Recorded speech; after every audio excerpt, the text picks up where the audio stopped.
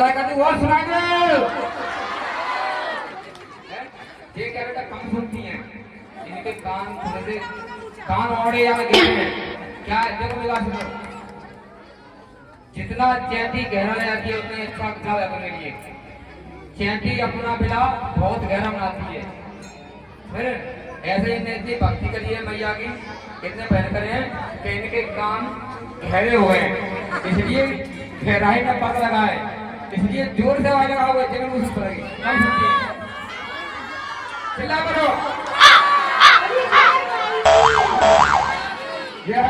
मेरी मैया रे पुरवारी, मैया सच्चा है तेरा दरबार, मैं तो तेरी पुजारन बनूंगी, ना सुने तू मेरी पुकार। ओ मेरी मैया मैं तेरी मैया, ये तो है सबको पता, हटा तुझे दर्द मिटा, हटा तुझे दर्द मिटा।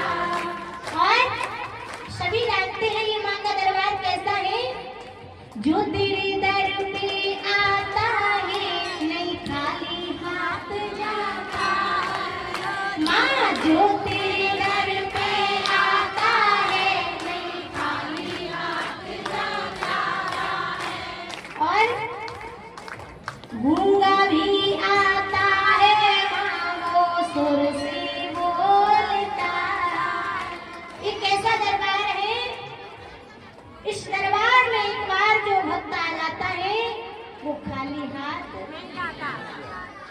गूंगा भी सुर से बोलने लगता है, लंगड़ा भी इतने ऊंचे पहाड़ पर चढ़ के आ जाता है। ये मैया की वो कृपा है, लेकिन आ कौन पाता है यहाँ? धन्यवाद, कितने ध्यान से सुनने इस शब्द को। जिन पर कृपा होगी मैया की वही आ पाते हैं। आप पर तो कृपा नहीं अति कृपा है, इसलिए आपको यहाँ आने का सौभाग्य मिला है। और आपके साथ साथ आज हमारा भी बहुत बड़ा सौभाग्य माता रानी के दरबार में अपनी वाणी को पवित्र करने का अवसर मिला है। इस वाणी की सेवा करने का अवसर, और मुझे विश्वास है कि मैया रानी की कृपा पूर्ण हो चुकी है। पूरा विश्वास है कि अब की बार बहुत ही जल्दी पूरे 7 दिन का सेवा करने का अवसर मिलेगा आप सबको सुनाने का।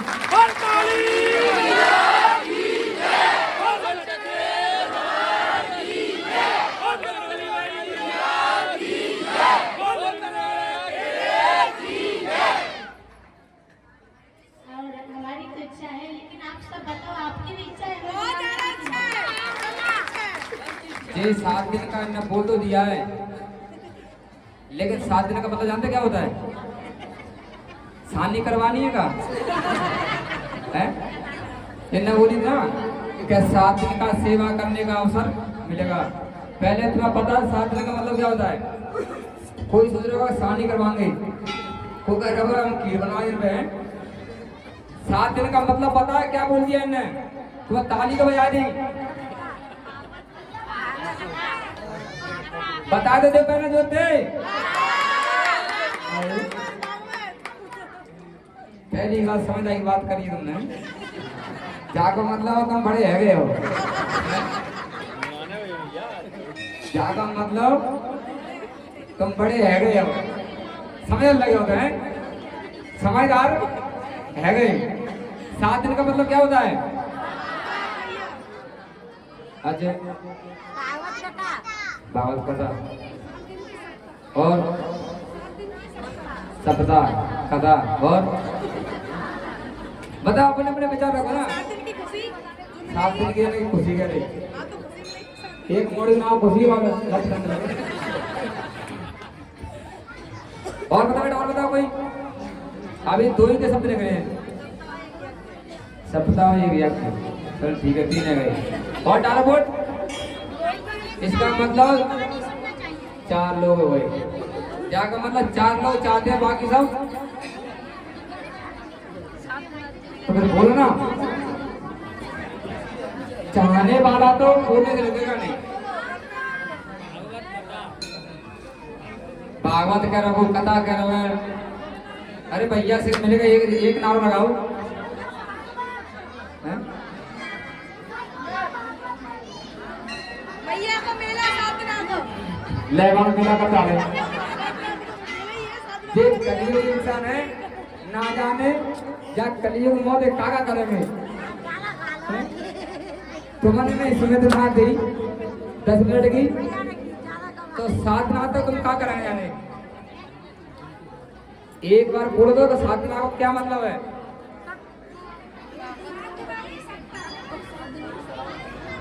इनने शब्द बोले उनका अर्थ क्या है? भैया मनना तो कहीं ना दो, हम मन नहीं ना तो मन कही है। तो हमने कही दिन से पूछो, यदि हमें आ तो मुझे बात है क्यों चिढ़ते? हम का तुम्हारे इंटरव्यू थे कि कंजूस तो ही है। हमें ना आए रहो तो मन कही है 7 का मतलब है। तुम जो देवी जी से पूछो तो 7 का मतलब है।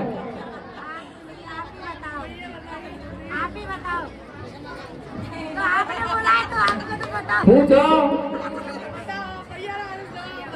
अरे तुम पूछते ही बताओगे तो बता राजी है, पूछो तो। सवाल कर रहा है तो फिर आंसर भी पता होगा। ले बहन जी बताओ, अब तुम बोलो। सभी लोगों को जानकारी लेनी है, नहीं लेनी?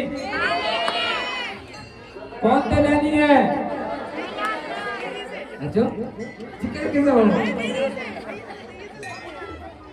समझ किस्सा ऐसा बताओ। गांव में देसी भाषा में कहा, खाए कसम को गीत भैया का है। जवाब कौन पर ले रहा कौन है? बेटा जितने पूरी साथ में जितने जवाब दूं ना लेनो। एक शब्द ले लो।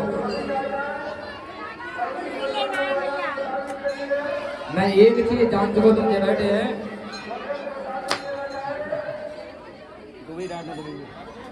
मैं एक चीज समझ चुका हूं तुम सबसे। बेहद तो नाम समझ रहे हैं, जहाँ कभी लोग कह रहे हैं कि 10 मिनट का टाइम करा करते हुए, वो कह रहा आधे घंटा को ठंडा करा करते हुए। तुमने इनके मुखमंडल से जो भजन कीर्तन मैया की वाणी सुनी, उनका कोई महत्व है? पतवा का तुमने सुनो कहा समझोगा? वो आवाज को तो पूछन दो। आवाज को अरे मैया हमारा बैठ बैठ करा दूँ लो। आवाज कर मैया रानी आधा घंटा बैठे बैठे हो। अरे या दरबार में या कथा में आधा घंटा 1 घंटा या 2 घंटा बैठ रहे मतलब मन करती। 1 घंटा 2 घंटा बैठ रही तो मतलब मन करती। मतलब वो है कि 1 घंटा या 2 घंटा बैठे हैं, तुम्हारे दिमाग में जो वचन बोले हैं वो कितने बैठे हैं? वो महत्वपूर्ण चीज वो है। तो कभी तुम्हारे दिमाग में बैठी कहाँ बैठी? देखो शांत रहे। कथा में दरबार में 10 मिनट 2 घंटा बैठने का मतलब नहीं है। बैठने को तो पूरे जीवन पर बैठेगा, बैठे बैठने से मतलब नहीं है। जरूरी वो है तुमने जो सुनी कथा वो तुम्हारे जीवन में, तुम्हारे दिमाग में, तुम्हारे हृदय में कितनी बैठी? गलत बोलो ना?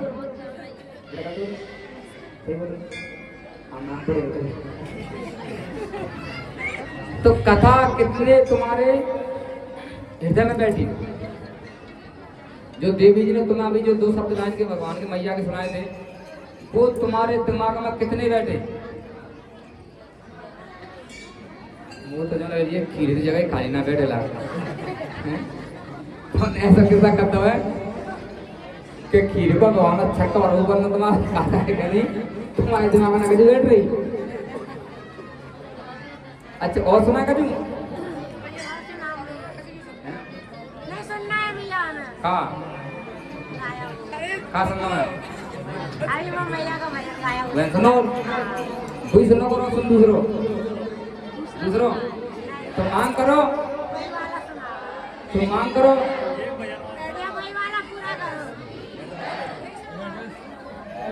एक और बहन हो जाए आना कभी करते बेटा। बेटा हम तो साथ नाम खेल माता दे बात देगी तो बना ले, जे देगी तो बना ले। अंतरवाई देवी तो बनाई लेंगे। अब जे देवी तुम बना लीजिए ना, बोल रही हो।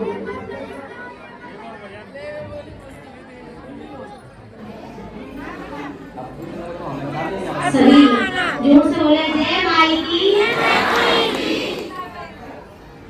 तो अभी आपने सुना मैया बोली अंदर वाली मैया को हम मनाए, इनको तुम मनाए।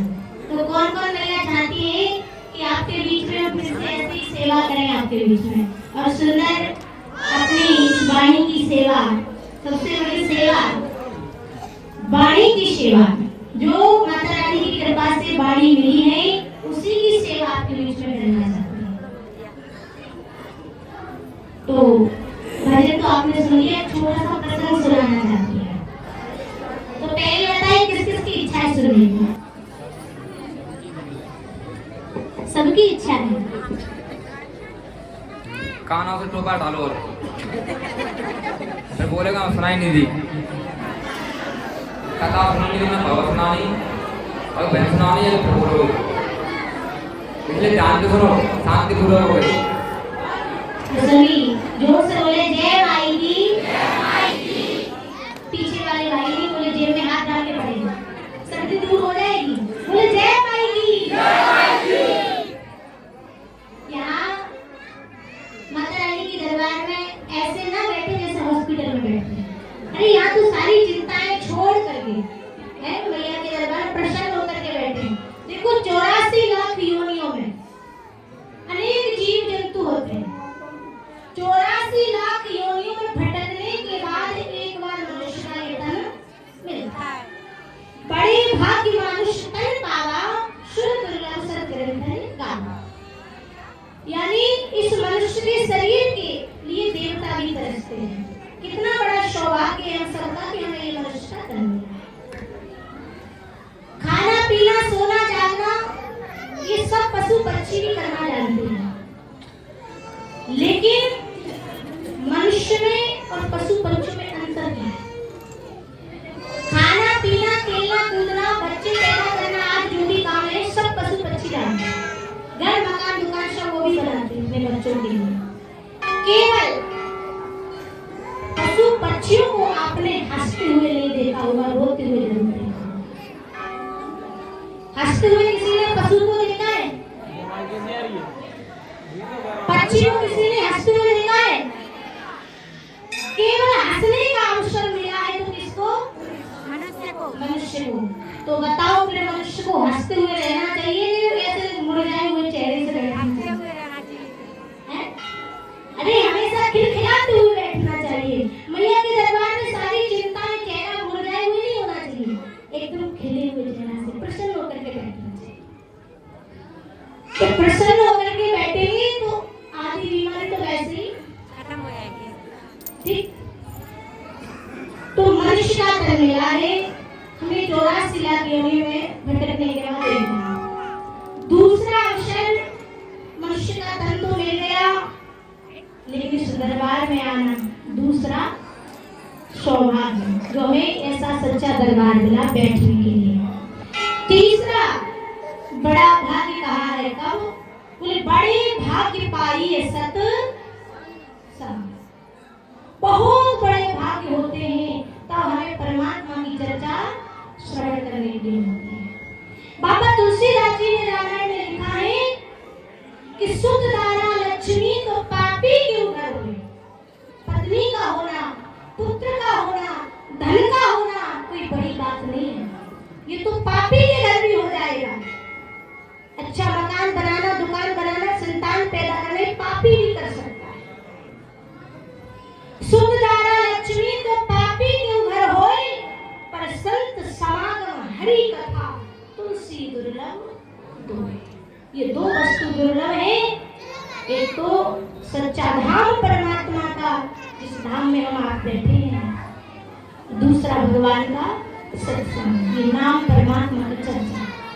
ये दो दुर्भाग्य सौभाग्यशाली व्यक्ति को नहीं मिलती, दुर्लभ है ये वस्तु दो। लेकिन कितनी बड़ी मैया की आपके ऊपर कृपा, जो सहज में ही जो दुर्लभ थी वस्तु वो आपको प्राप्त हो गई। करोड़ों पैसे खर्च करके भी जीव को सत्संग सुनने का अवसर नहीं मिलता है, बड़े बड़े करोड़पति अरबपति सोचते हम भी एक बार भगवान की चर्चा सुन लें, हम भी एक बार प्रभु की वाणी सुन लें, लेकिन मैया की कृपा देखो आपने फ्री में मिल रही है, सुनने को फ्री में मिल रही प्रभु चर्चा। एक बार भगवान शंकर से मां पार्वती ने पूछा कि हे स्वामी, आप तो केवल और केवल मेरे पति नहीं हो। देखो बहुत अच्छा प्रसंग है, ध्यान से सुनना, आनंद आ जाएगा।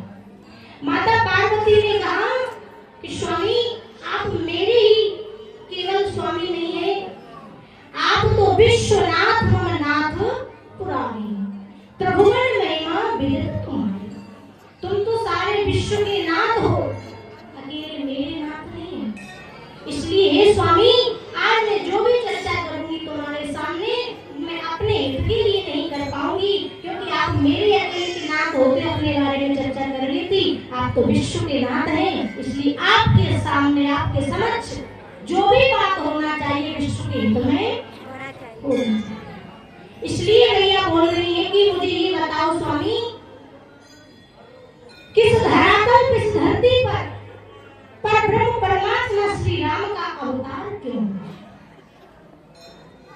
मैया पार्वती पूछ रही हैं, किस धरती पर परब्रह्म परमात्मा श्री राम का अवतार यानी जन्म क्यों हुआ?